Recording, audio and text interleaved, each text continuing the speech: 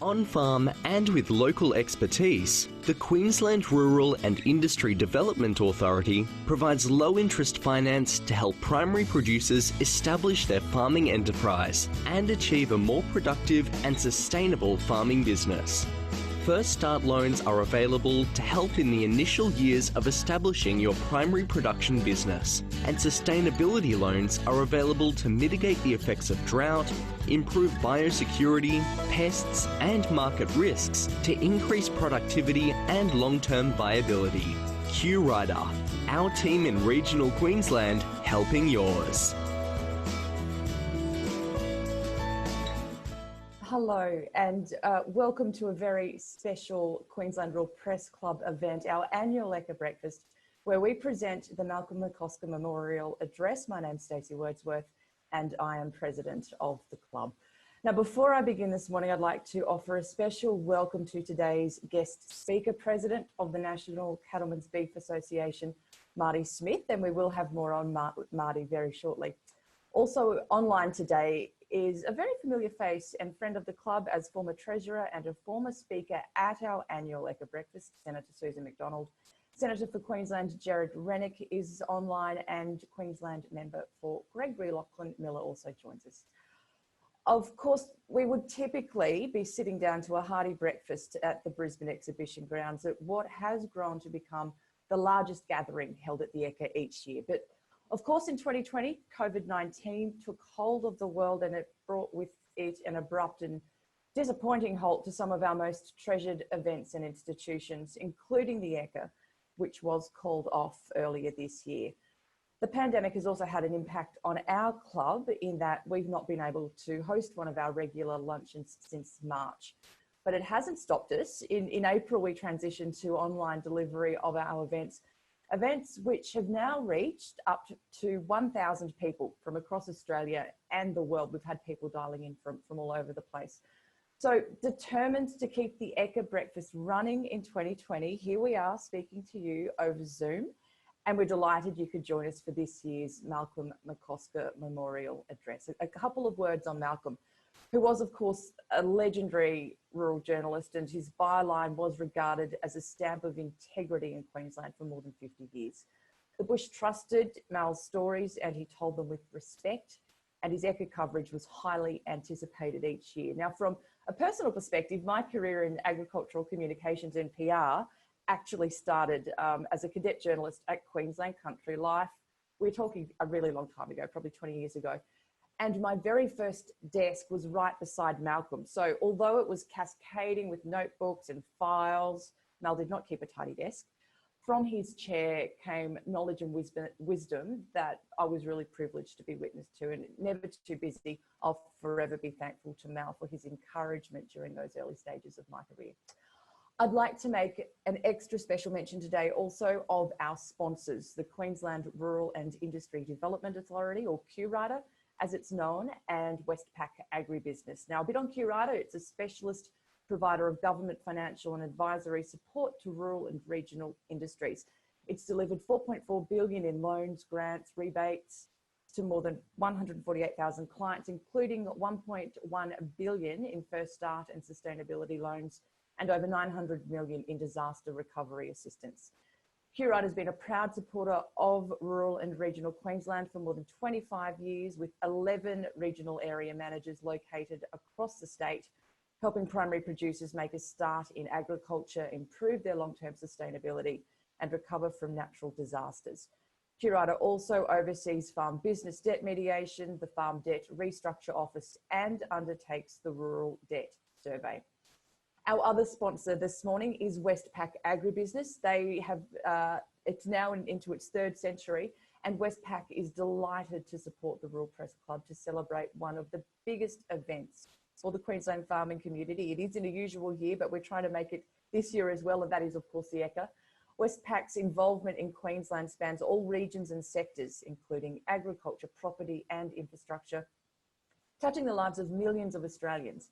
In the air, the Westpac Lifesaver Rescue Helicopter Service that Westpac has supported for more than 46 years nationally has completed over 80,000 missions from its base in Australia, from the country to the coast. every Westpac Lifesaver rescue helicopter base across the nation is a free community service with no one ever having to pay to be rescued. On the ground, Westpac's passionate agribusiness team, including those who are logged on today, know that backing farmers means backing Australia, which is what motivates them every day. So I just really want to reiterate to you that despite the club's change circumstance in 2020, our sponsors have continued their support of us and of Queensland agriculture, and for that we are truly thankful.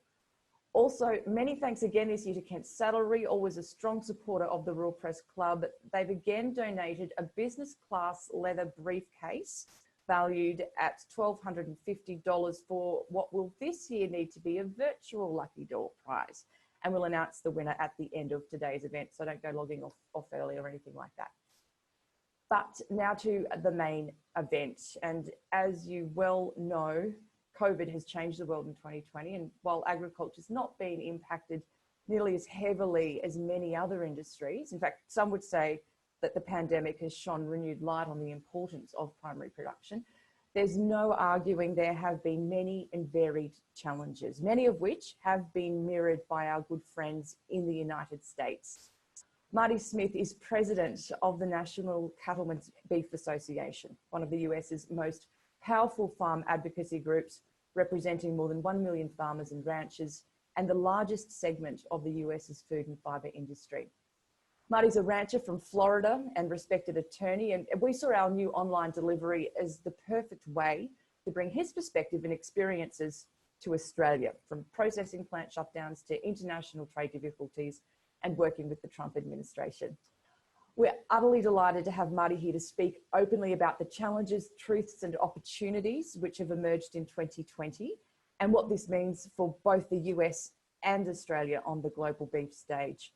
Now, we'd love you to ask questions of Marty today. We've allotted a good amount of time following his presentation to open up that discussion. So if you would like to pose a question, if you look at your screen down the bottom, there's a little Q&A box that pops up.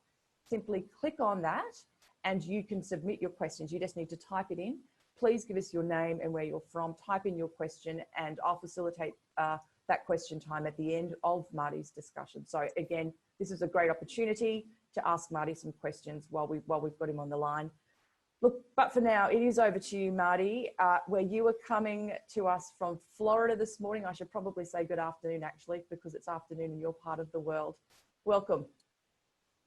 Thank you very much, and good morning to you and to all of the participants on this call and on this meeting this morning.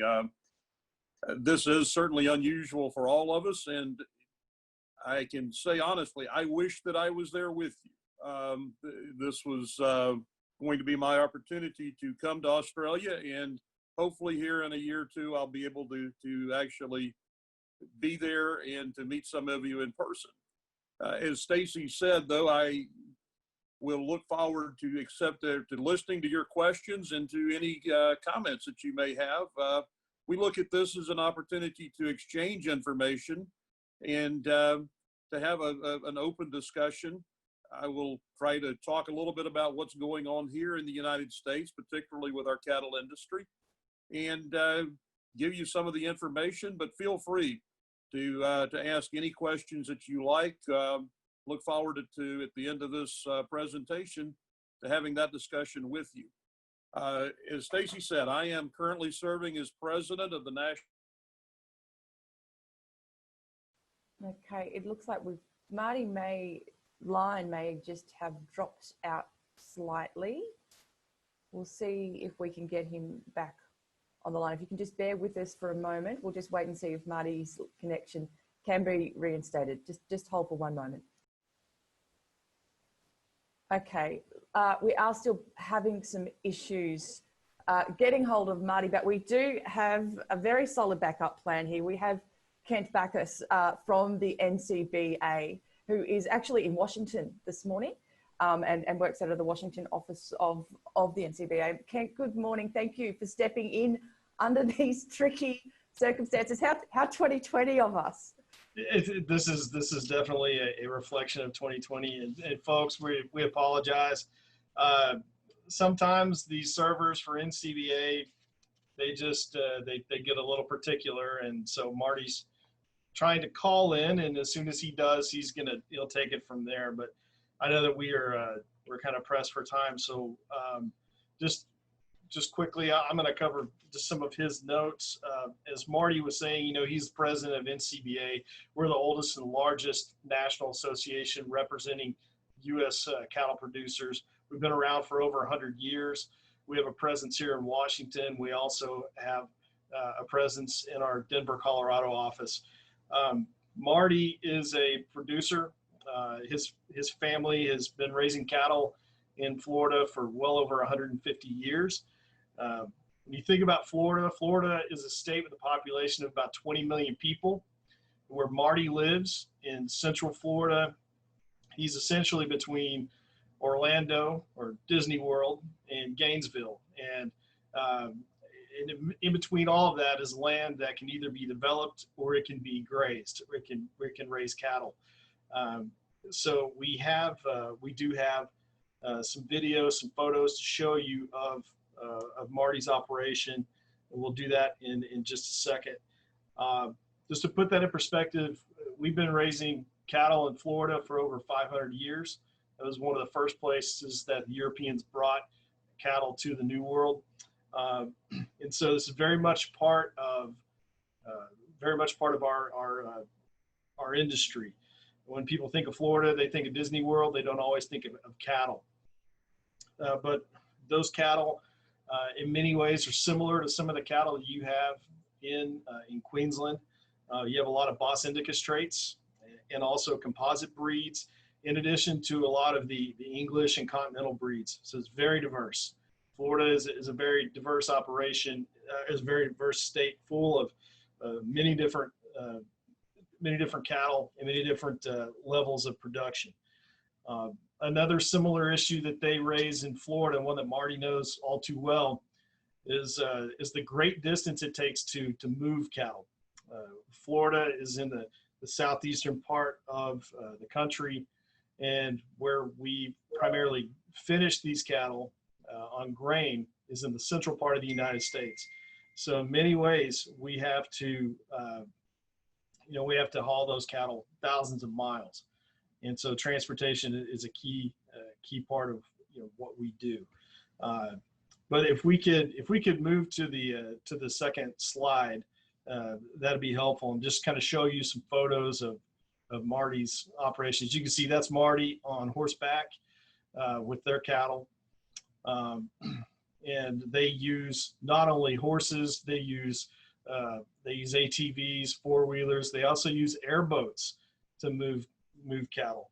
And we have a short video on the next slide, just to kind of shows what it takes to get around Marty's operation.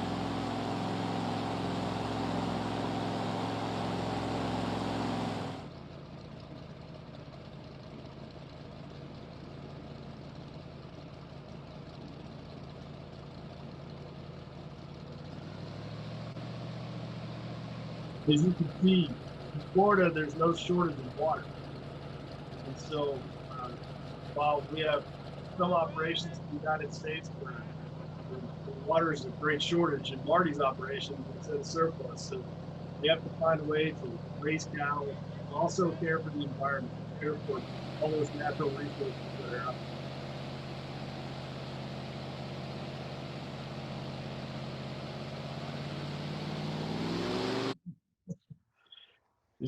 As you can see, Marty has fun on those airboats. As I was saying earlier, Florida is definitely in the southern, southeastern corner of the United States. Most of where he's going to move his cattle are going to be to the states of Texas and Kansas and Nebraska, and that's where a lot of our grain production is. Looks like Marty's about to come back on via audio. Yes. Marty, we have you. I think so. We're getting close, folks. We're getting close. Living in this part of the world is we regularly have hurricanes. One just passed through here a couple of days ago, didn't do much damage, but apparently did not help my internet connection very much. And so we're in the middle of another rainstorm this afternoon with a lot of lightning, and I'm afraid that may have messed things up. Hopefully I can catch up with you here, and I know Kent did a better job than I would do anyway in explaining what I was supposed to say. You know, one of the things about, and I know he mentioned that we live here on this little peninsula of land with 20 million people. One of the things about the airboat video, hopefully you saw some of our wildlife.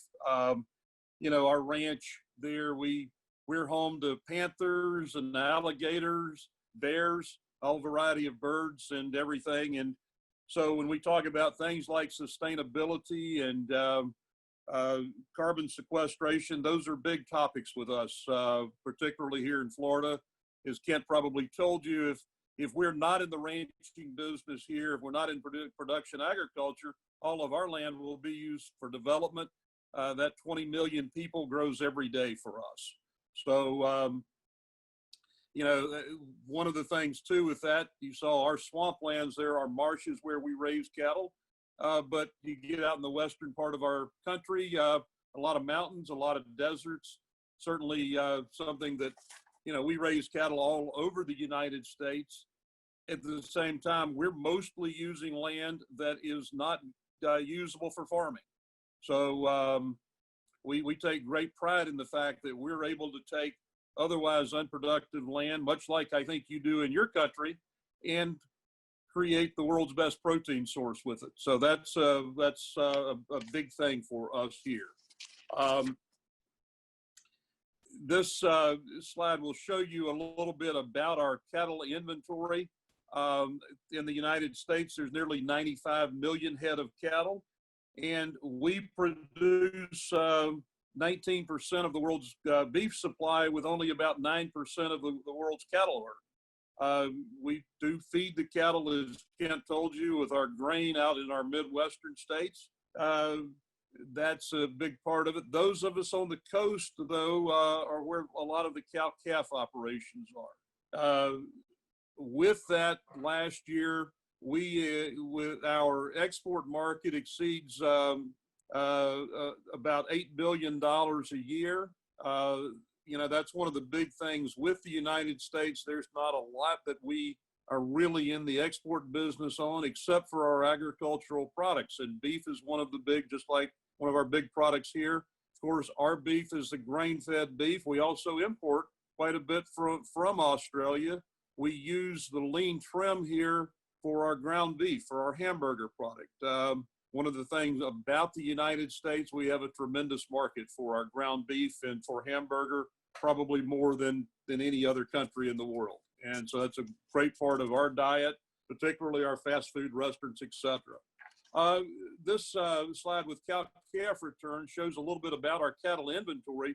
Back in 2013, 2014, and 2015, you'll see that our cattle inventory shrunk quite a bit. And with that brought much better prices for our cow-calf operations. That shortage, though, or that downturn was due to extensive drought throughout the Midwest. And that has now, we're back getting our regular rainfall. So cattle numbers are increasing. We're headed back into the same areas in terms of our overall production.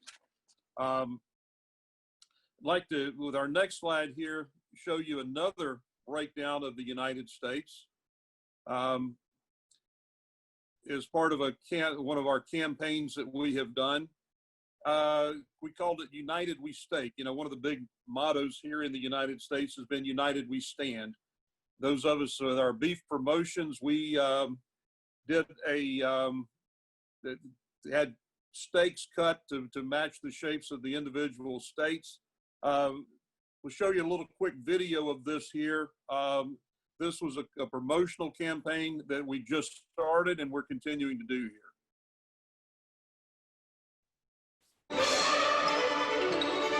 This summer, America's great melting pot moves to the grill. Because beef is what's for dinner. And dinner will always bring us together. No matter the distance, united we stake. Beef. It's what's for dinner. Again, that's part of a campaign that is an ongoing deal that we just kicked off here in the United States. This next slide shows a little bit about what we've done with that. We've run it in a lot of our media, including on things like YouTube, etc. This picture here shows a huge screen at Times Square in New York City. This is sort of the center of the entertainment world in New York, and we rented that billboard for several impressions of this so that the people there could see what we were doing, and we've gotten tremendous support, tremendous feedback on this program that we're using to promote our American beef here in the United States. We'll go on to our next slide to talk specifically about some of the things that have been ongoing with the pandemic. Certainly this brought about some huge challenges for all of us throughout the world. We were no exception here, and it really hit hard initially with agriculture and with our beef industry. Even though we probably came through this better than most businesses. This picture here was one that was done back in May. I had the opportunity to be in the White House. That is me on the right-hand side of the picture. That is not me on the left-hand side of the picture.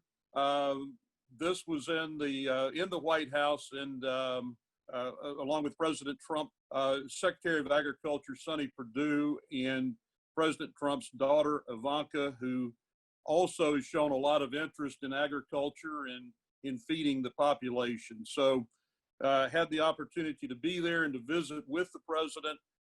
When the pandemic hit, we had a huge problem with our processing facilities, with our beef packing plants. That led to a tremendous slowdown and led to problems in our marketplace. We were having a lot of problem getting our cattle to market. And so one of the things that I did was went to President Trump and asked for the help of the president and of the administration. One interesting thing out of that, wrote a letter to President Trump, and 6 hours later, I had a response back. And then had a couple of telephone conversations with both President Trump and Vice President Pence. We received an executive order from the White House, from the president, to keep our packing plants going and to get them reopened. And that was a tremendous deal for all of us here in the meat industry. It helped both beef and pork, and it made sure that our American people and people throughout the world would be able to continue to eat. There was a little bit of concern, or significant concern early on, that there may be a food shortage. There was also a lot of concern that we would be euthanizing livestock. And one of the commitments that I made to President Trump and to Secretary Perdue is those of us in the beef industry would do everything in our power to make sure that didn't happen. We were going to make sure that our livestock, that our cattle went to feed the world, not that we were not going to be euthanizing. And we managed to avoid that. With that too, we did get some relief from our Congress. We got some payments back to our cattle producers, which have been extremely helpful. And we've now seen quite a bit of recovery in our marketplace. One of the things that happened to us here, and this was the root of our problem, cattle prices plummeted because of the lack of slaughter capacity or harvesting capacity. We simply had more cattle available than what we had packing plants to process them. And with the packing plants shut down because of worker and employee issues with the pandemic, they were not able to get the cattle processed. That led to a tremendous decrease in the price of our live cattle. At the same time, because of the shortages, the price of beef in our grocery stores went up significantly.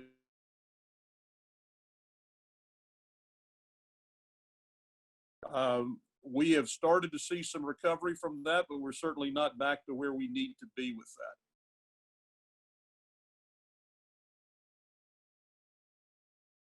last week in Denver. This next slide is really one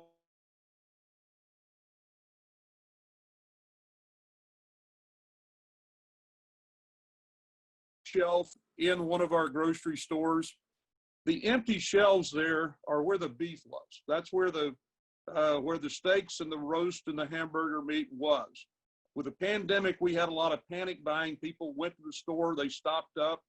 The other thing that changed significantly with our marketplace has been the fact that people are now cooking their meals at home.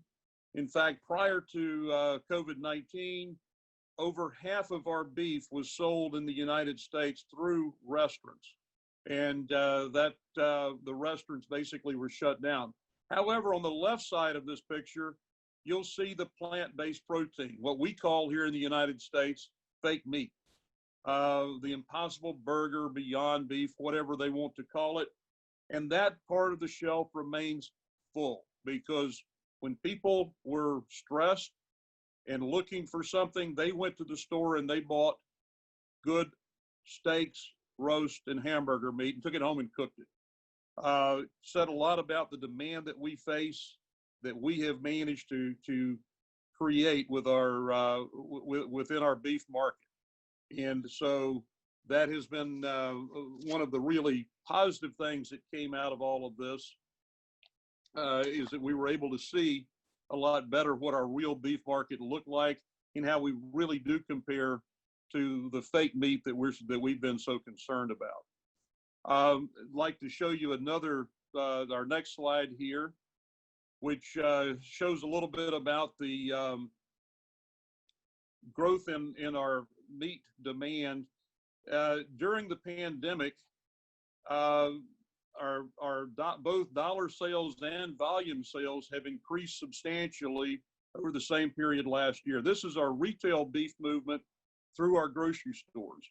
And as it says down at the bottom, this translates into an additional $7.4 billion in meat department sales during the pandemic, which is $3.3 billion for beef, $1 billion for chicken, and $794 million for pork. That's really showing the demand of the American public for beef, particularly in a time of crisis, and particularly as they started cooking their meals at home instead of eating. We can continue with. We certainly have worked very hard and continue to work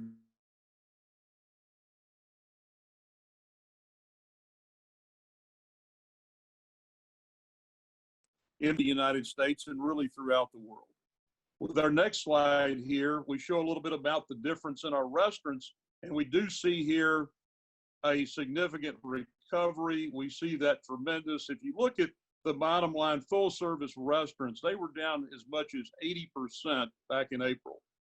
And they're still down 20 to 25%, but they're making substantial recovery.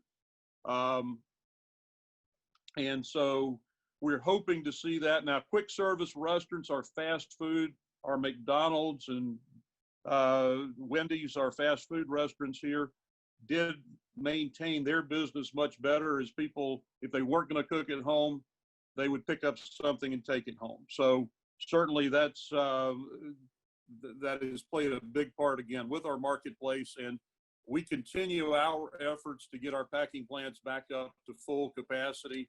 We're getting very close to that, but we still have a lot of backlog of cattle here. I want to show you our next slide here, which is very significant from the standpoint of the U.S. beef industry. The top slide shows the growth in demand. This is consumer demand for our choice beef. Our choice beef here is the marbled batter on the outside, but certainly contains the internal fat. It is really our top quality product. And you'll see here, starting back really by 2000 or so, we have grown that demand for choice beef very significantly. In fact, as the slide says, 60% better than 1998. So over the last 20 years, we've seen a 60% increase here in the United States for our choice beef, our grain-fed beef. The bottom slide shows the select beef, which is also a great product, but maybe did not have as many days of grain feeding, or maybe not the same genetics. We have done so much work here focusing our genetics on our grain-fed product. And you can see here that this was much flatter, and we did not see that same growth. Our growth has been in the choice market, in our better product, which is something more exclusive really to the U.S. Along with this, we've seen a tremendous increase in the percentage of cattle that are grading choice. We've gone to probably from about 60% of our cattle grading choice today upwards over 80. Even though, as you saw earlier, those of you familiar with the Bos Indica side of the breed know that sometimes that may be a greater challenge. I will brag for a minute here and say that this year, even with cattle that were Bos Indicas based, we were able to exceed with our ranch over 95% choice. 20 years ago, if we got to 60% choice, it would have been a great day. That's just something we've done both genetically and with our management program. So that really differentiates maybe the products that we're producing here and what you produce in Australia and what's produced in other parts of the world. That is really our focus here in the United States beef industry. We pride ourselves in our choice beef, and that's what we're going to continue to focus on. The National Cattlemen's Beef Association has had a number of real significant trade victories in the past several years. This has been one of the things that we've really worked on with the Trump administration. You'll see here some pictures of President Trump and a couple of ceremonies that we were able to take part in. By the way, I'm one of the people in the cowboy hats, always in the back of the room, or the back, because I'm, as the president noted one day, one of the taller people there. And so even though I stood in the back, I think you in Australia will appreciate this.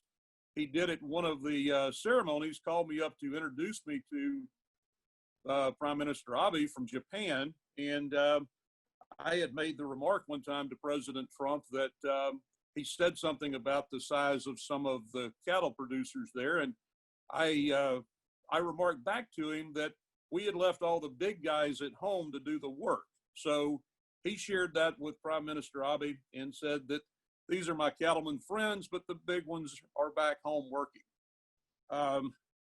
That is the kind of individual that sometimes he can be. Certainly an interesting person to deal with, but I have to tell you that he is tremendously interested in agriculture. Now you have to understand his focus is on the United States and very much on United States agriculture, but he has been a tremendous friend to us in the beef industry here. You'll see that we were able to work out a trade agreement with both Canada and Mexico.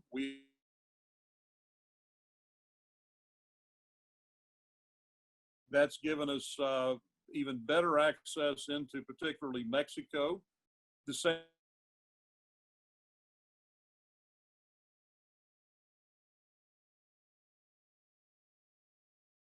we were able to get a separate trade deal with Japan, much like what you had done in Australia, so that our tariff on U.S. beef was lowered down to 9% to match yours. We view that as a terrific opportunity for us. You'll see here on the slide too that China had lifted its hormone ban. We do use some growth promotants in our feed yards here in the United States quite a bit. We are capable and do export some hormone-free beef, but we are able to produce this at a significantly lower cost, and that really does help our export market. China had excluded that. I have to tell you, though, that when I'm speaking here in the United States, when I talk about China, most of my comments come from Ambassador Joe Hockey. I had the opportunity a couple of years ago to have breakfast with him and found him very fascinating. And of course, he gave me a lot of great stories about China, which I pass on as if I really know them myself. So I am appreciative of your countrymen for helping me with my speeches, at least. We also were able to get an increase in our beef quota in Europe. This was a tremendous focus of President Trump and his administration.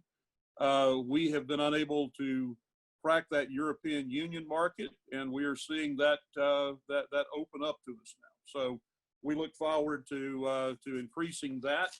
I want to show you our next slide here. Just defining the fact that this is, regardless of everything else going on in our country and throughout the world, this is an election year. I'm sure you're following it kind of like we are here, and that is as a spectator sport that we can all observe with interest. Certainly none of us know what's getting ready to happen, but it will be significant to all of us, regardless of which party and which presidential candidate comes out on top here. Also with us, it's a presidential election, but it's also a huge election with our Congress, with both our House of Representatives and with our Senate, and that could change the direction of our country and our politics very quickly.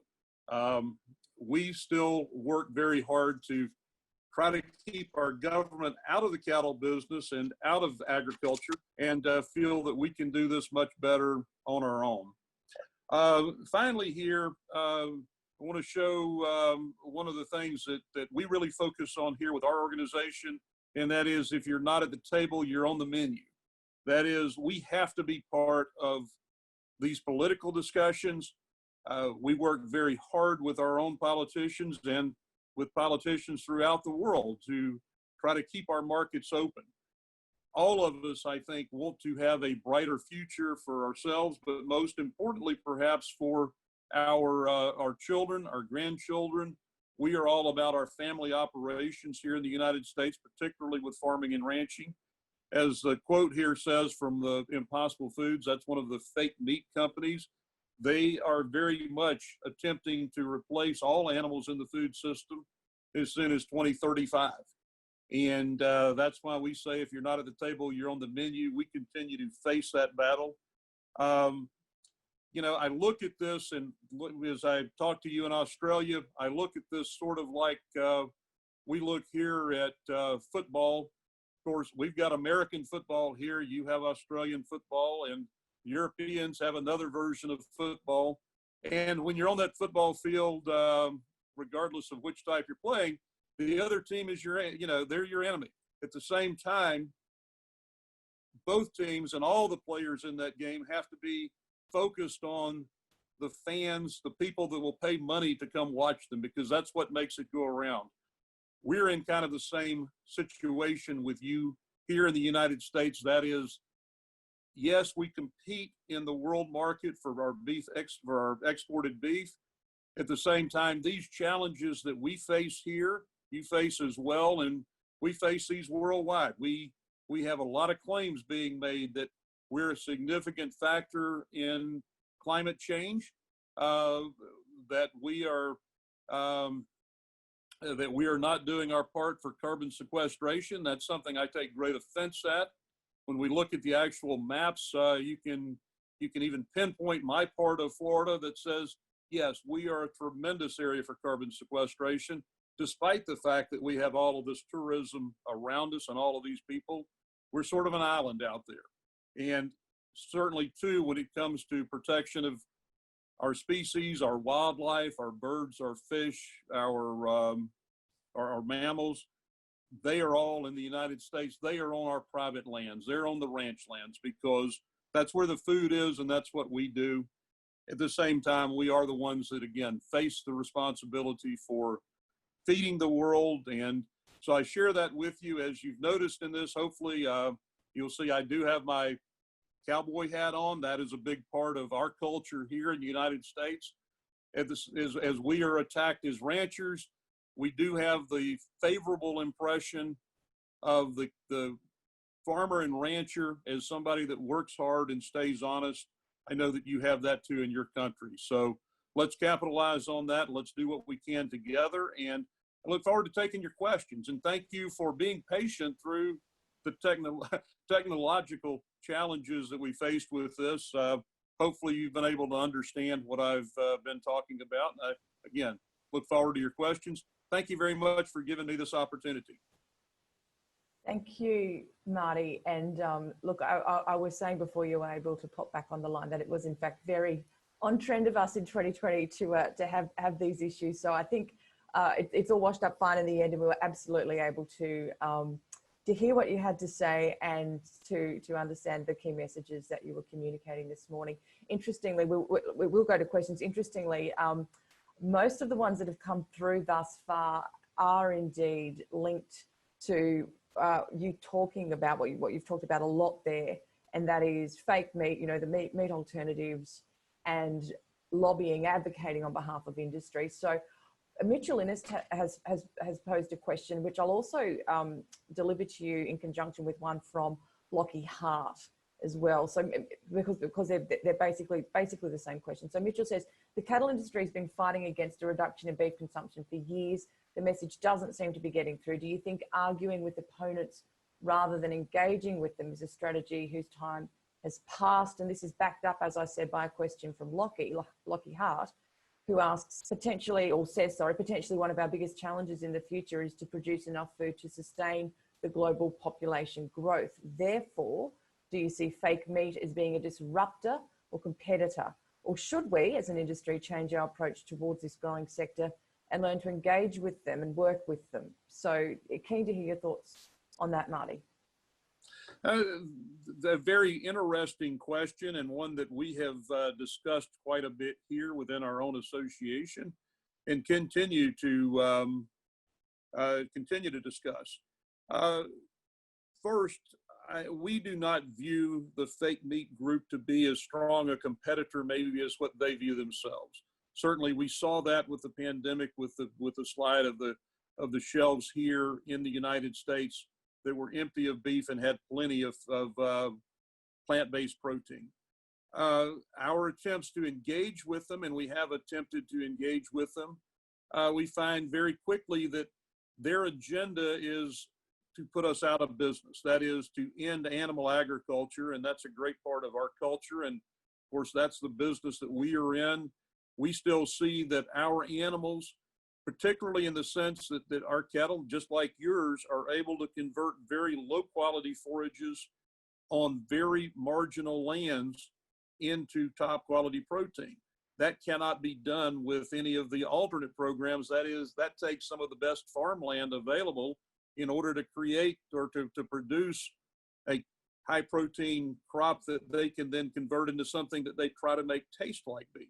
So what we're focused on here is serving that part of our population. And again, we view them to be pretty, more significant, that want that top quality beef, but they do want to know that it's been raised correctly and that it has been raised in an environmentally proper manner. So that's been a big part of our campaign, will be a big part of our campaign going forward, and that is to show the real environmental advantages to cattle production. Marty, Richard Rains poses a question again along the same theme, and that has to do with your feelings about the use of the word meat and fake meat and alternate meat, whether there's plans to really challenge the use of that term when reference is being made to these products.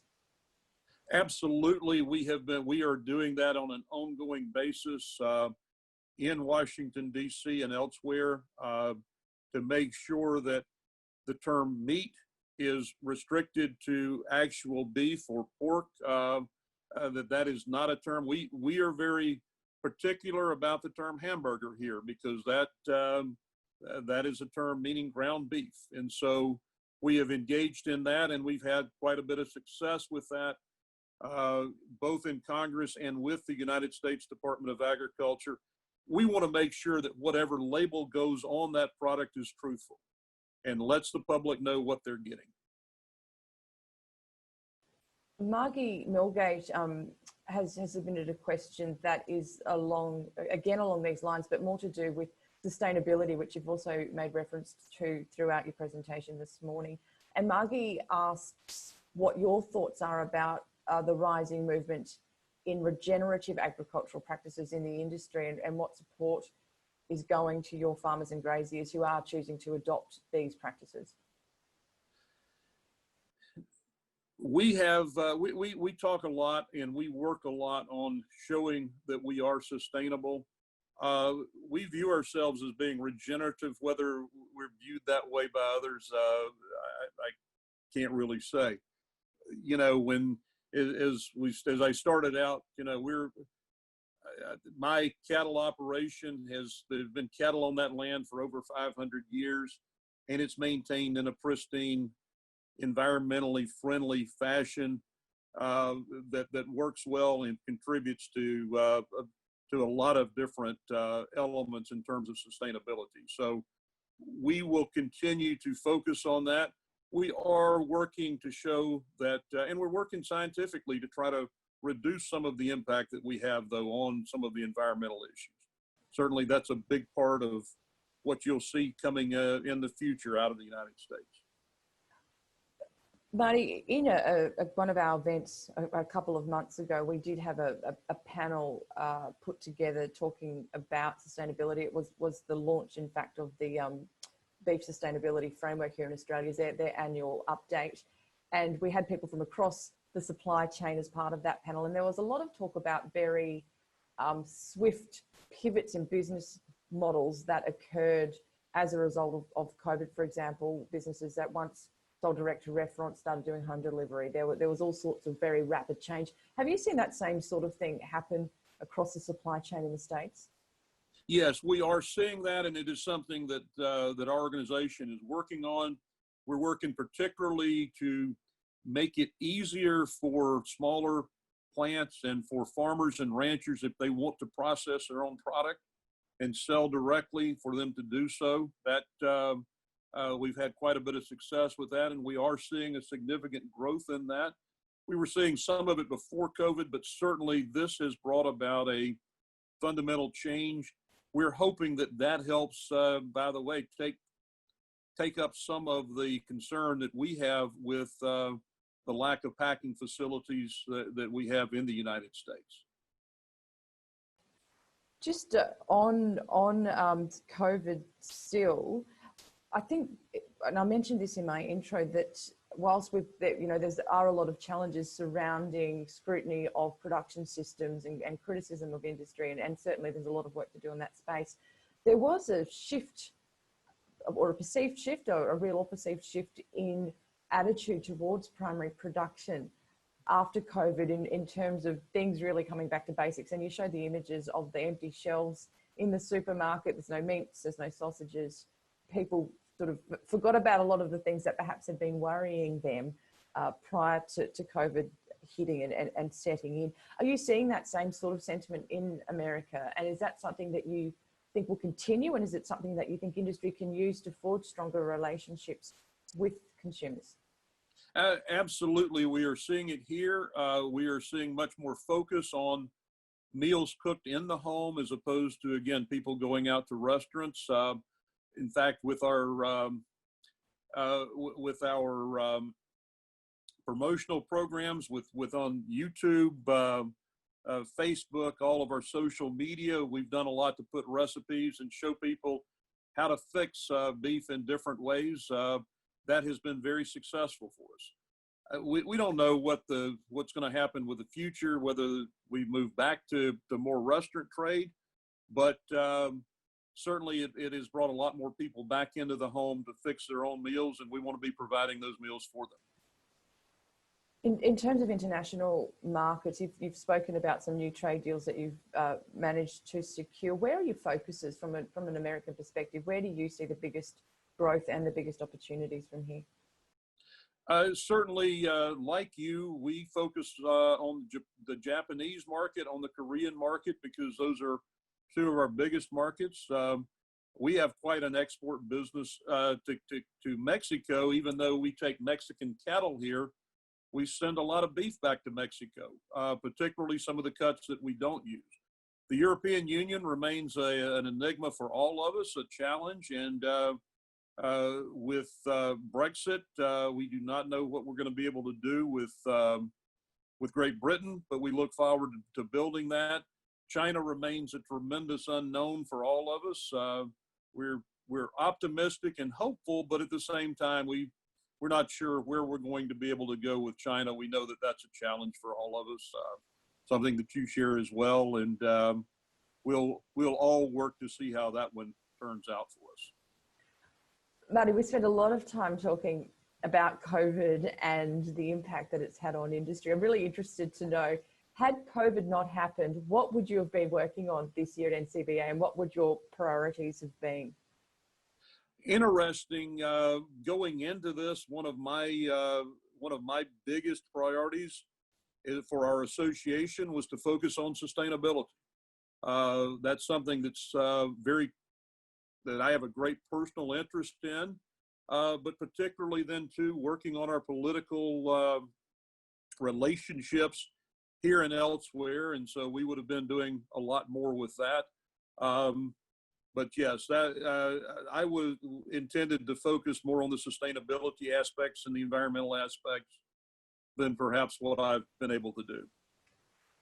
We do have probably a final question coming through now from Fran Becker. And Fran is actually on the committee of our Rural Press Club of Queensland. Hello, Fran. And Fran asks, are you willing to give us a prediction on the outcome of the US election? As they say, something will happen. What that something is, I have no idea. We learned in the last election that our polls here were not overly dependable. With this president, one never knows what's going to happen, and certainly this election, gosh, I can be wrong about a lot of things, so I'm not even going to try this one. You might well be a very wise man in doing that, Marty. Look, thank you so much. I'm now going to hand over to our Rural Press Club of Queensland Vice President, Mark Neville, to move a formal vote of thanks to you. Hi, Marty. Thank you very much for that. It was an enlightening presentation, and as a club, we really appreciate you spending your time helping us and giving us the rundown of what's happening in America. Look, so some reflections from the presentation today for me. Obviously, the US market is tremendous. It's huge, and the scale really does boggle the mind. There's plenty of things that we can learn from you guys, but also as as competition and also as friends. As a political animal, I'm eagerly watching the results of the presidential election like you, and it will definitely change the course of the country either way. But on behalf of the club, just wanted to thank you and the association that you're a part of for making yourself available. You didn't have to, but we appreciate that you did.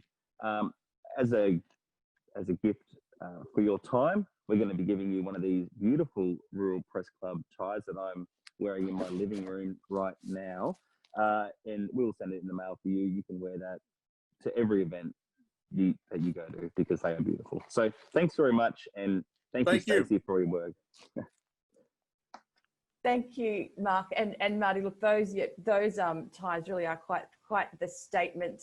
We have a lot of politicians and well-known people turning up wearing them in press conferences. So if you can sneak that into an event somewhere, we would absolutely love to see that. But thank you so much.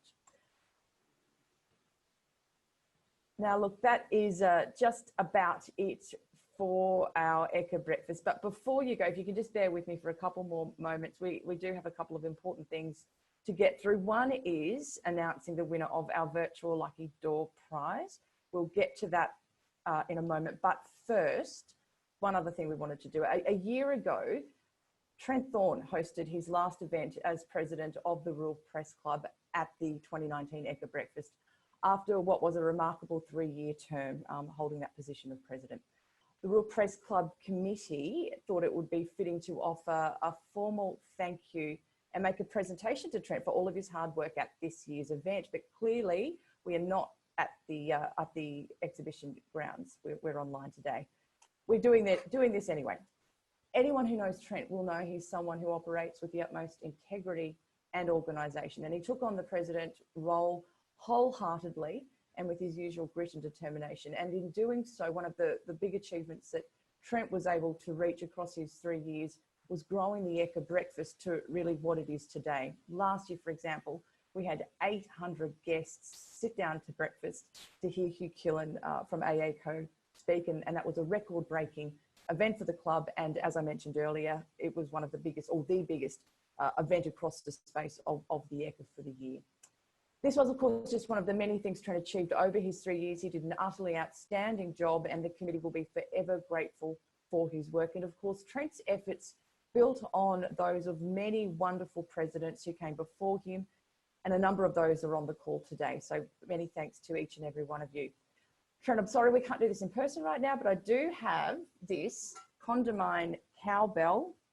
I don't know if you can see it very well. Condamine cowbell in solid copper. It's very similar to the one which we use to herd the crowd into the function room when we hold our regular lunch events at Tattersalls. So we've put this together for you. It's all engraved, and we will present this to you properly when we finally get back to in-person events. I'm a bit like Marty, I'm not game to try and guess when that will be, given the way things are going at the moment. But Trent, thank you so much, and we look forward to seeing you in person at our next event. We know that you've been on all of the online ones, so we'll talk to you at the next online one in any instance. Now, that bell that I just held up and showed you is from our good friends at the renowned Kent Saddlery in Stanthorpe. They've also donated a business class leather briefcase valued as I said, $1,250 for today's virtual lucky door prize. These briefcases are exceptional. They're the sort of things that are handed down through generations. And I'm delighted to announce today's winner. This is hot off the press. It's just been texted to me from Ashley Nolan from SAS Group. It is Scott Fanshaw, Associate Director at ANZ, the winner of our Lucky Door Prize. So we will contact you, Scott, and have that delivered. Congratulations. So that's it for the 2020 Rural Press Club of Queensland annual EKKA Breakfast and Malcolm McCosker Memorial Address. Thank you to the Rural Press Club of Queensland Committee, Mark Neville, Will Banks, Rolly Wilson, Mark Phelps, Wendy Brownscombe, Carolyn Martin, Michael Blakeney, Caleb Buchanan and Fran Becker. Thanks to our guest speaker, Marty Smith again, and his team, and Kent for stepping in so seamlessly this morning, but the team at the NCBA for all of their help in pulling this together, to our sponsors, Q Rider and Westpac Agribusiness, to Ashley Nolan and the team at the SAS Group, who, as per usual, have done an outstanding job in pulling today's event together. And thanks to everyone who's logged on today. We're very conscious. We're only the club that we are because of the support that we receive from the Queensland agribusiness community. And we're sincerely thankful that this has continued throughout the difficult operating conditions that have been flung upon all of us due to COVID-19. So we really do acknowledge that this isn't normal, and thank you so much for your support. It's been a pleasure speaking to you. Take care. We'll send you the details of our next event very shortly. But until then, we look forward to seeing you at the next Rural Press Club. Thanks very much.